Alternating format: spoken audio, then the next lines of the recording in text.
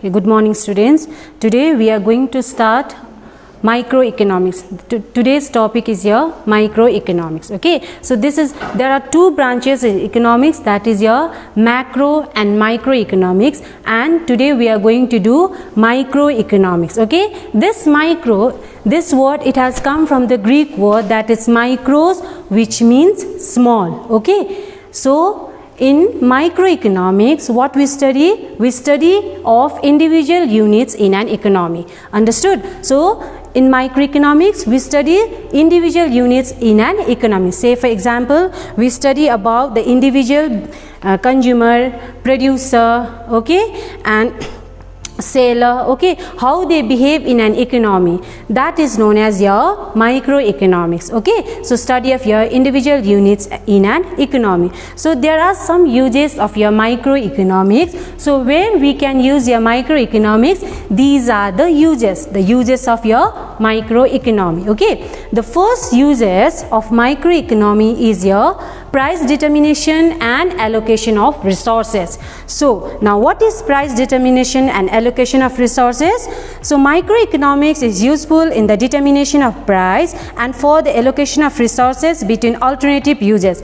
In my last class, if you have remember, I told you about the different resources, the advantages of alternative uses of our resources also. I had given you example of land. Okay, so how we can use land for the different purposes. Okay, so that is also help through our microeconomics. We can use different resources. We have different resources and we use different variety of resources. So that can be done with the help of your microeconomics, and that is your price determination and allocation of resources. If you have allocated your scarce resources in a particular manner, then you won't have any problem, okay, regarding your decision plan. Okay, so that is your number one uses of your microeconomy, that is price determination and allocation of resources. Okay, the next we have determination of economic policy. Okay, this is another uses of your microeconomy. Okay, the determination of economic policy. Now what is determination of economic policy?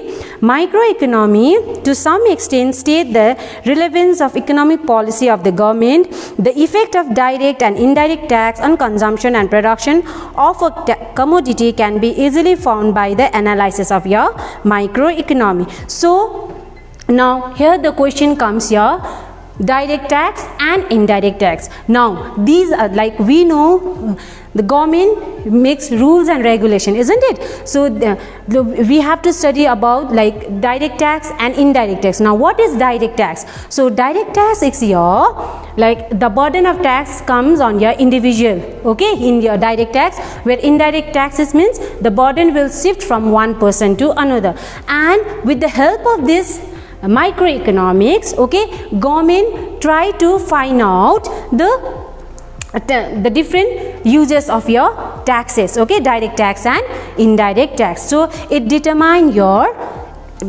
economic policy also. Government uses different way to collect money from the people. Okay, so this microeconomics, it helps the government to make their policy, okay, to run the country. That is your determination of your economic policy. Next we have the another uses of your microeconomy is your optimum utilization of factors of production. Okay, so what do you mean by optimum? Optimum means the maximum uses of your factors of production.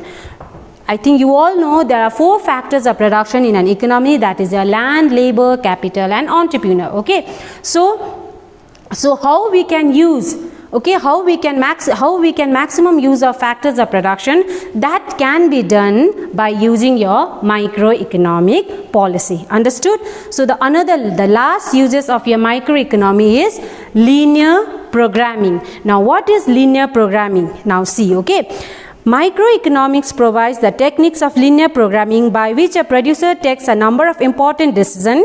Linear programming also investigates the best possible production process among the alternative production process to attain maximum income. So microeconomy. So this microeconomy, it helps the it helps the producer to take important decision. Okay, so this microeconomy through the linear programming, it helps the producer to use their maximum satisfaction from the commodity that they have made. Okay, so they try to investigate number of important decisions that they have taken. Okay, so that can be done by using your microeconomic. Okay, so these are the different fields of microeconomics. Okay, and this help the government, the producer, the seller. Okay, so this the microeconomy helps the different people to use this kind of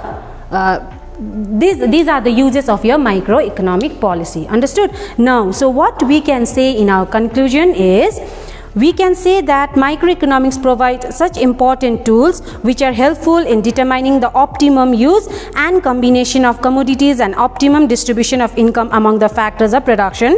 Therefore, microeconomics is an important branch of economic analysis. So it helps, as I already told you in my beginning, in the first class, it helps the producer, it teaches the producer, the seller, how they can use their optimum allocation of resources, how the government can use the economic policy by using a microeconomics. Okay, how they can use the different factors of production to get them optimum utilization. And so these are the different fields where we can use your microeconomics, and this is the important branch of your economics. Okay, so like we have in your syllabus, we have to know about the microeconomics. Okay, so macro is different, which is not included in your syllabus. Okay, so the macro means in the macroeconomy we have to learn about the national income, balance and payment, and so on. Okay, but that is not included in your syllabus.